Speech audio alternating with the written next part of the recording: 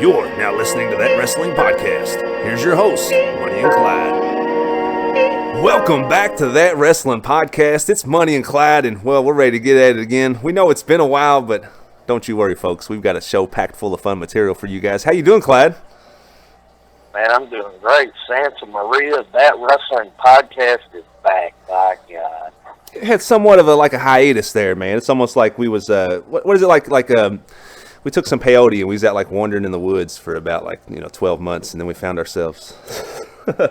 Yeah, good point. I mean, we was out there living it up, eating trouts and hunting for Sasquatch, all that good stuff, baby.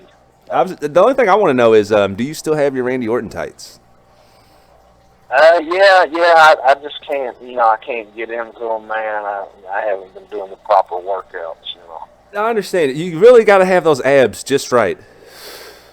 I think Randy Orton might have a dozen total abs. I'm not sure. I could ask my wife. I thought it was a 42-pack last count. All right, brother. Hey, thank you for listening, everybody, today. We've got a cool show planned for you guys. What we're going to do today is something maybe just a little different than what we usually do. We're going to count down our top 5 WWE Tag Teams. WWF Tag Teams from 1985 to 1995. What an era of wrestling, and today we're going to dive into that. You ready to do this, Clyde?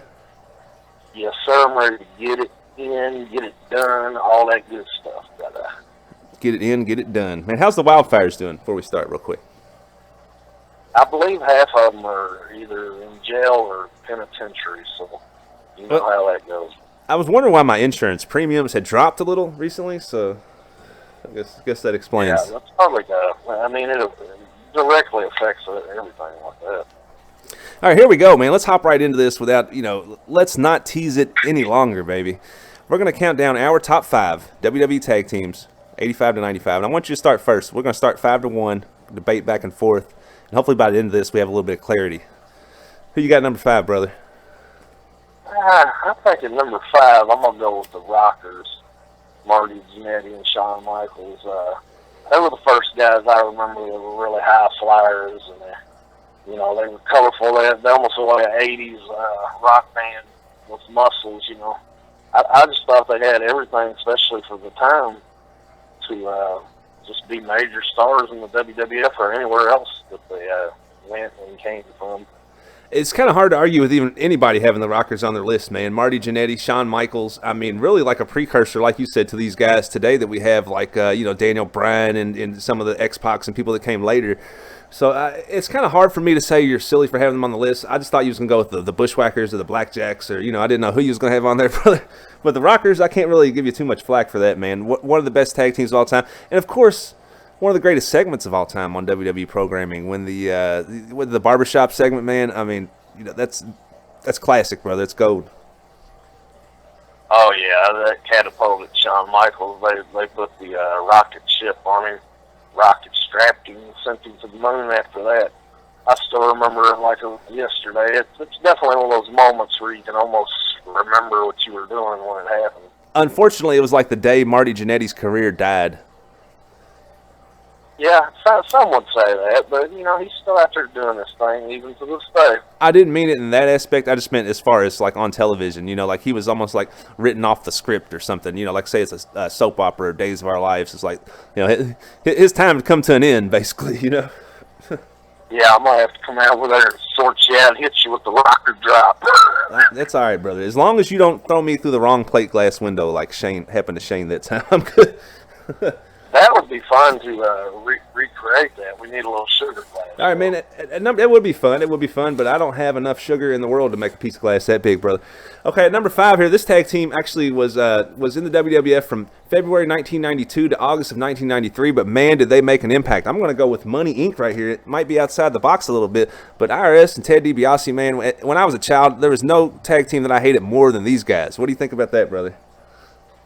I love it, man. The $1 Million Man's one of the greatest skills of all time, and an unbelievable wrestler, technical wrestler, and same with Mike Rotunda. So, yeah, I can't knock you for that.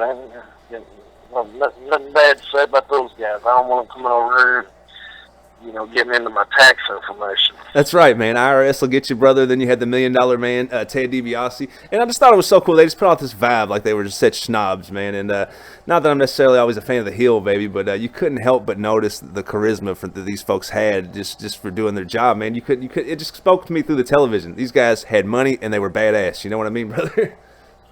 Yeah, I agree. I always looked, especially in the early or late 80s, early 90s, the $1 Million Man always seemed a threat to win the world title, Absolutely. And PWI had him ranked number 61 of all time, which I thought was a little low. I mean, considering I think they actually had the Bushwhackers ahead of these guys, which is a little bit crazy. But yeah, they did hold the WWF Tag Team Championship 3 times also during their reign, which, granted, I know it's not the most. I know there's a lot more tag teams during this era that did hold it more, but yeah, that's who I'm going with, baby. The definitely right there, brother. Number 5, Money Inc. That's a nice choice right there. I want some more energy on your number 4, brother. I mean, I feel like, honestly, dude, I don't know what happened to you today. Did you drink coffee this morning? I had at least 3 coffees. I need a 4th one, I believe. I think you need a guitar shot, brother. That's what you need. That's what you need, brother. All right, man. Number 4. Who do you have number 4 on your list? Who's number 4, buddy? Here comes the axe, and here comes the smash. 478 days, Demolition. Demolition, man. Can't argue with that at all. I mean, what a run them guys had, right? But number 4, I'm just curious. If you got them number 4, I mean, who's the 3 tag teams ahead of them? I mean, they only had the tag team championships like the most consecutive days ever until, of course, the modern era. I mean, who can you have ahead of these gentlemen, man? And why do you have Demolition? What makes them so special that puts them at number 4? Well, they really stood out, first of all, the paint, the outfits, just the badassery of it all, man, and that music, even to this day, the theme song for Demolition, it always stood out, and I liked them, man. They were steak and potato kind of guys. They just come out and beat the hell out of people. It wasn't that fancy or pretty about it. It was just old school wrestling. Old school wrestling, buddy. And what do you think about the fact that what Vince in the 80s was hot after the Road Warriors, could never get his hands on them. And I think the way the story went was the kind of Demolition was created kind of as like an anti-Road Warriors, or it's the WWE's version of the brand. And, it actually ended up going over pretty well. But is that kind of the way you understand? Well, I've heard that, and that's fair enough. I believe it's actually true. I thought I heard that on somebody's podcast out there. But I don't know, man. I'm just... I'm a pro WWF guy, and them guys they stood out to me when I first started watching it. Yeah, they did, man. They really, especially once they brought the 3rd member in and there was that stable, I mean, they was really an unstoppable force during the better part of the early 90s. Three-time WWF Tag Team Champions, but of course that notable run that was, how many days again, brother? 478 days. Whew, that's a whole lot of chicken, baby. It's stood forever until the New Day broke the record. All right, man. Here we go. Number 4. I'm gonna chime in with one I think that's pretty cool right here. How about the Steiner Brothers, man? How about the Steiner Brothers? Could never knock the Steiner Brothers, man. I ain't trying to deal with either one of those guys. If it was a shoot fight, I'd have them number 1. Period. I think. I could see that, man. Them guys went to Michigan, amateur wrestlers, and just amazing, man. The Frankensteiner, the Steiner line, all that, just good quality wrestling. Yeah, that was just their era too, man. But even before the WCW stuff, that's when I really enjoyed the Steiner Brothers the most. That's when I thought they were at their peak, And of course, I guess Dave Meltzer agreed. He had them the Tag Team of the Year in 1990 from the Wrestling Observer newsletter, right smack in the middle of this decade that we're breaking down, brother. And you got to have the Steiner Brothers on this list, man. Like you said, just brute force, athleticism. Maneuvers off the top ropes that you hadn't seen for guys that size, maybe even to this day, Yeah, I agree with that, man. They were ahead of their time. Just amazing talents, both 5-star wrestlers. Revolutionary, brother. Revolutionary. All right, man, let's hop into who do you have? Number 3, baby. Let's move along. Number 3. The Steiner Brothers debuted in 1989 alongside of Missy Elliott, They competed in ECW, New Japan, WCW, WWF, and anywhere else they wanted to go. 11-time World Tag Team Champions and 1-time United States Tag Team Champion. So we was on the same wavelength on that one, brother. It's kind of cool too. Plus, we didn't really communicate any between, like each other while making our lists. We just thought it would be cool to just kind of break it down on the show and really just kind of get like unique perspectives on this. And I'm sure listeners out there, you guys have your own top 5 tag teams from 1985 to 95. If you agree with us or disagree, whichever, let us know in the comments and tell us your list. We'd love to know that too.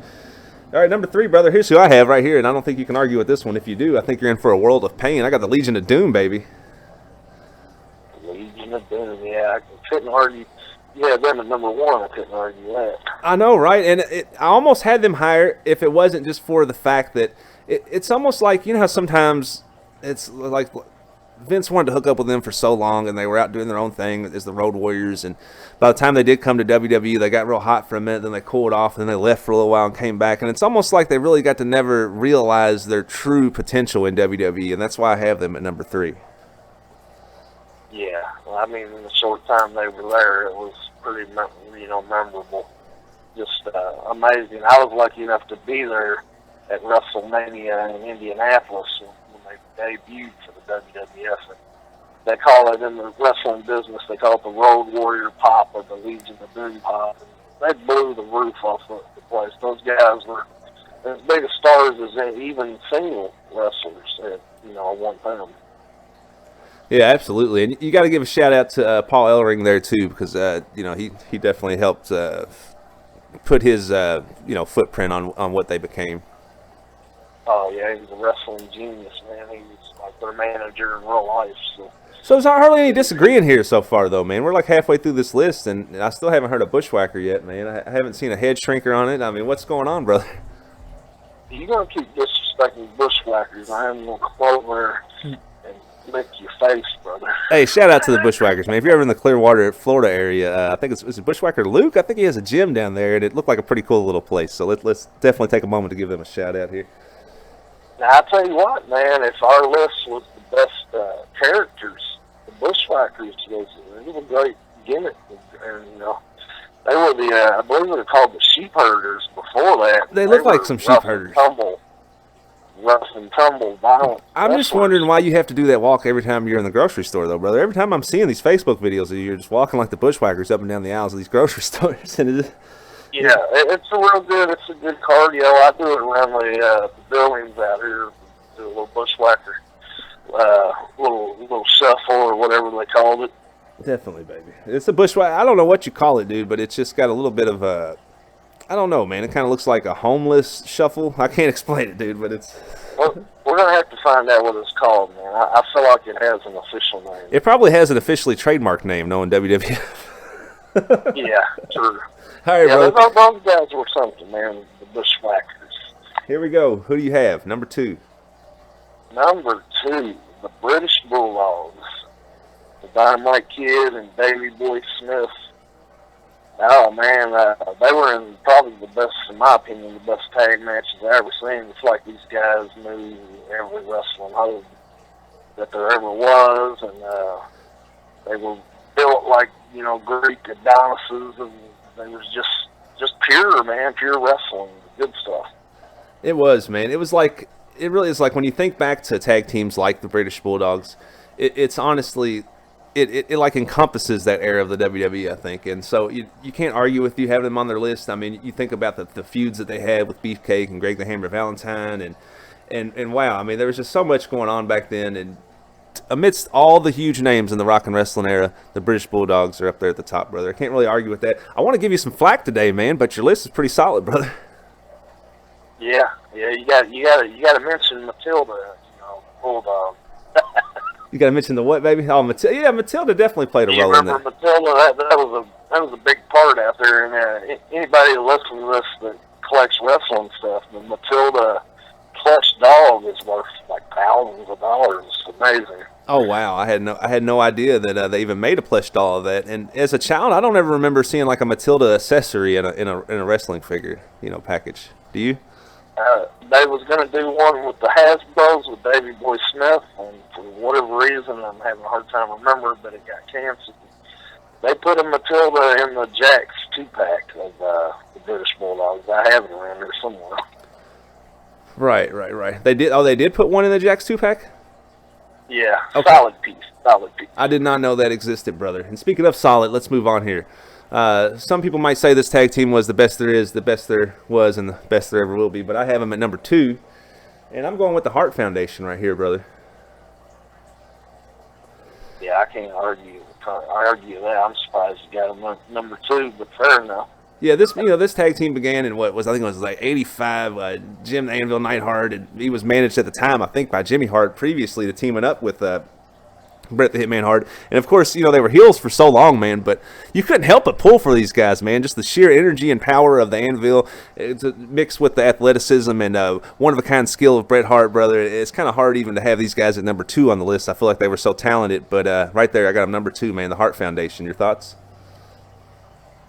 Yeah, number 2, I'm a little disappointed. I think I might come over and attempt sharpshooter, but number 2 is pretty good. At least you had them on the list. I thought we was going to have like a fallout over this list. I'll tell you what we should have a fallout over is like with WWE booking back in the day. It's a damn shame that the Hart Foundation only held the WWF Championship, Tag Team Championship only twice. Did you know that? Yeah, that's back in the day when they didn't hot potato it like they do now. We get tag team champions every other week. It feels like it. And if you want to choke slam somebody through a table, how about this author over at Pro Wrestling Illustrated? He only has the Hart Foundation ranked number 37 out of the top 100 of all time. What do you think about? I mean, if there's 36 tag teams better than the Hart Foundation, who are they, brother? I don't know. The guy could be, delusional, but fair enough. Everybody's got their opinion. Some people might not even have them on their list at all. So who do you have number 1, man? Let's go ahead and move along here because I think we're kind of going to continue talking on the same topic here for a moment. No surprise here. I got the Hart Foundation at number 1 easily, in my opinion. I mean, I think Bret Hart's the greatest wrestler of all time, so that's one half of the list. And then the Anvil, maybe one of the most underrated. And, he is a Hall of Famer wrestlers of all time. I think it's just because you're sending sweet nothing letters to Natalia, and you really just want a response. And so you just need to do anything you can do, but you're clinging on to anything you can. You're hoping she will listen, and I don't think you're going to have any luck, brother. No truth to that at all. It doesn't have anything to do with it. It's all based on I think Bret Hart said in his book that he was the Porsche and the Anvil was the tank. I always thought that made the most sense with those guys, man. And the Hart Foundation had some awesome feuds too. You know what I mean? They feuded with I think they feuded with LOD. They feuded with who else? They feuded with Demolition, and they feuded with Power and Glory. And I'm just trying to think back. I think the Nasty Boys was a huge feud for them also. And I could even think of I'll take it way back for you. How about the Beverly Brothers? Man, you remember them guys? Oh yeah, the Killer Bees, the Fabulous Rougeau Brothers. One of the ones that sticks out to me is when the Anvil and Bret Hart, they held Macho Man and the Honky Tonk Man smashed him with the guitar. That's one of those moments that really stood out to me. That is one of those moments. Not quite as memorable as the barbershop moment we was talking about earlier with the Rockers, but definitely a memorable moment in wrestling history. And speaking of memorable, here's my number 1 tag team, brother. Demolition, man. How can you not respect that run that they had there in the mid-90s? Yeah, it was amazing. 478 days. I mean, so those guys, they looked the part for sure. Definitely, man. And the thing is, I don't think Demolition was the most technically skilled tag team in the world. Actually, far from it. But what they did was intimidate opponents, and they used the bruising, of course, heel style to win matches. And they was believable champions for a very long time. And as a child, I wanted nothing more than to see them lose. And so I just feel like they did their job, man. Yeah, when that music hit, I believe Jim Johnston probably wrote that. But when the music hit, and them guys came out painted up and looking like they just come off the Road Warriors movie or something like that. They really did, man. It was somebody was going to get a beat. It was an intimidating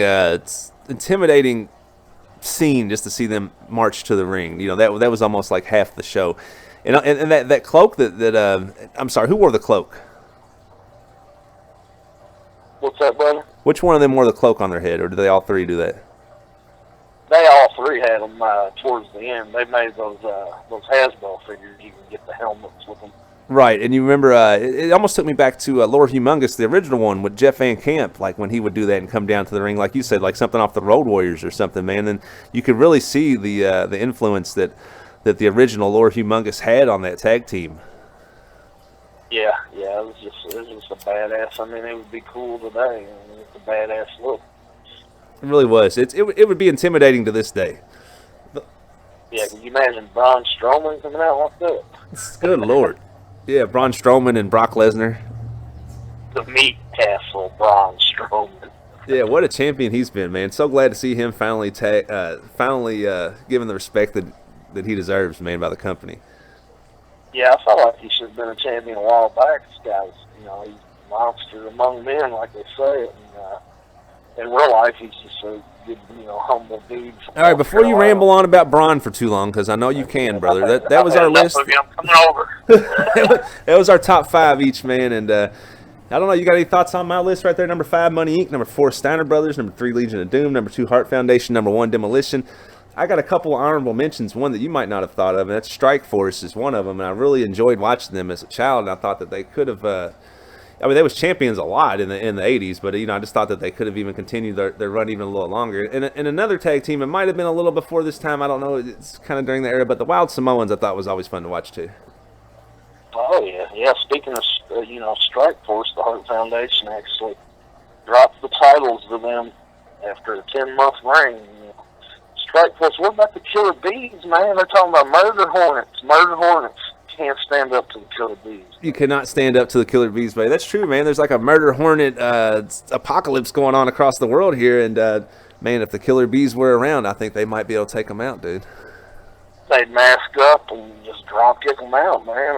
We're giving Bushwhackers a hard time, but they're definitely, they stood out. Like, if this was character-based thing, that was a good gimmick. They made a ton of money off of it.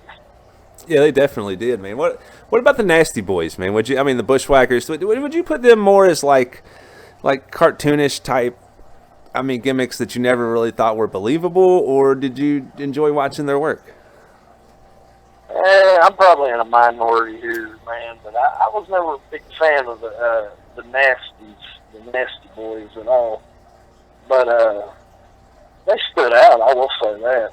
But, I think the Bushwhackers are better than the Nasty Boys. Another honorable mention, definitely the natural disasters. They could have been placed on this list, and you wouldn't have argued with anyone. Yeah. You know what we might be leaving out here? It was a short... Oh, the Quebecers. I'm sorry, yeah, the Quebecers, right? Who are we leaving out? I'm sorry. What about the Mega Powers? The Mega Powers, and that's something that I debated putting them on the list, but I only really was they really just together for? I think it was just like this throughout that one pay-per-view there, wasn't it? I can't recall them actually being a thing. They had a few good matches, but you almost want to mention them, the Natural Disasters. And if we're going to consider the Mega Powers like a true team, even though they was a team kind of in a sense, then I would have to have them at number 1. Just because of the, it's funny as the garbage man's coming by and picking up the trash right now as we're wrapping up this podcast. So I'm sorry if you hear any clanking in the background. That's the way we roll around here, baby. Vince gives us like zero budget to run this show. So. Yeah, I'm not even getting free coffee anymore. I used to get free coffee, but that's been cut out. Yeah, but you would have to have the Mega Powers number 1 if you consider them like a true tag team, wouldn't you? Just for the sheer firepower that them two had, right? I couldn't do it, man. I couldn't put them above the Hart Foundation. Oh my goodness! Just can't do it, man. But Macho Man, I got him at number 2 as far as single wrestlers of all time, man. Even Bret Hart, said the Macho Man was like a hero to him. Absolutely, he was, man. Larger than life, dude. The only person who had more charisma to me from that era altogether was Roddy Piper, dude. I could just sit and listen to Roddy Piper on the microphone for hours, man. They could have just had a Roddy Piper 2-hour extravaganza every night where he just has people on stage, and I would have enjoyed it, man. Yeah, and kind of in the honor of the Mega Powers back in the day, Piper and Orndorff, that was the team that stood out. Yeah, And, that's before '85, but yeah, I agree. I think that was '83ish right there. But yeah, that was awesome. That was awesome. That, of course, I mean, you got to go all the way back to WrestleMania 1 if you want to talk about Piper and Orndorff, you know. Yeah, we got to throw the Sheik and Nikolai Volkov in there. Absolutely. Now that was an intimidating duo. And if you want to talk about intimidating, you want to keep just throwing them out there, man. We can go all day, man. No, I'm just joking. We can throw out the Colossal. I got the Colossal connection, though. I think these two men would for real whoop everybody's asses in real life if it came down to it. Yeah, Andre the Giant and Haku. There'd be some damage. Bun being stud. I mean, them two men actually got into a little altercation at one time in real life. You know, I heard that Haku, called Andre off a bus, and Andre wouldn't get off the bus. I could see that, man. He's got the reputation as probably the toughest guy in the history of pro wrestling, Haku. But I want to see the guy that's going to take Earthquake off his feet, brother. That's right, man. That's right. How about the Brainbusters, man? That's another tag team you kind of forget about over time. Oh, yeah, true. They were WWF Tag Team Champions. They sure was, man. Arn Anderson and Tully Blanchard, notorious members of the Four Horsemen, actually were on the other side of the fence at one time. Yeah, I believe they knocked off the Hart Foundation for the titles once. So I think I'm not 100% sure about that, but I feel like that happened. I'm trying to see how long the Mega Powers actually had a run for. I know they debuted at SummerSlam '88 against Andre and $1 Million Man, but I just cannot find a date here on short notice like this when they broke up. But I just don't recall that run being that long. And actually, the new Miss Elizabeth figure is the outfit that she wore when she was managing the Mega Powers. Yeah. What about like we left out the Powers of Pain? The Powers of Pain. Yeah, that's a good one, man. That's a really good. Is that the Powers of Pain? That's the Warlord and Barbarian, right? The Warlord and Barbarian. That's pretty rough and tumble duo right there. What a tag team, man. And so our top fives are definitely solid. I'm not going to pick yours apart too bad, aside from you having the Bushwhackers #1. I didn't really agree with that. Other than that, dude, I thought your list was pretty good. There's so many teams we could have just put on there, though, man. We could go on forever and all day and all day. I guess we could just run this podcast for about an hour, but it's about time to wrap it up, brother. So you got any closing thoughts before we hop out today? Yeah, man. It was an honor talking to you. An honor getting us back rolling. And the Hart Foundation, man, the best there is, was, and never will be. Count them down real quick, 5 to 1. Boom, go. Number 5, count down your tag teams. Let's see, at number 5, I had the Rockers, Demolition. Who was next up there? Good Lord, I'm having memory loss. Oh, Lord, he loses his mind. Hart Foundation at 1, Bulldogs at 2. And he forgot his number 3. There we go, guys. Thank you for listening. This show has... Steiner Brothers. That's why we wasn't in WWF so long, man. That's because we're getting, dude, we're getting too close to 30 minutes. That's a damn problem today. All right, brother, here we go. I had 5, of course, Money Inc., 4, Steiner Brothers, 3, Legion of Doom, 2, Hart Foundation. Number 1, the longest reigning tag team champions of the era, Demolition. Thank you so much for listening, folks. Please check back soon for more awesome content. Check us out on the web, WrestlingZoo.com, ThatWrestlingPodcast.com. Mike Britt, we see you out there. Daniel Alexander, Jerry Negron, Neville, what's up, everybody? We see all you out there. Oh, I'm so sorry to the Undertaker we have time to get you on, but next week we will. Clyde, you got anything to say, brother? You about said it all there. I hope everybody has a blessed morning, afternoon, evening, wherever you're at.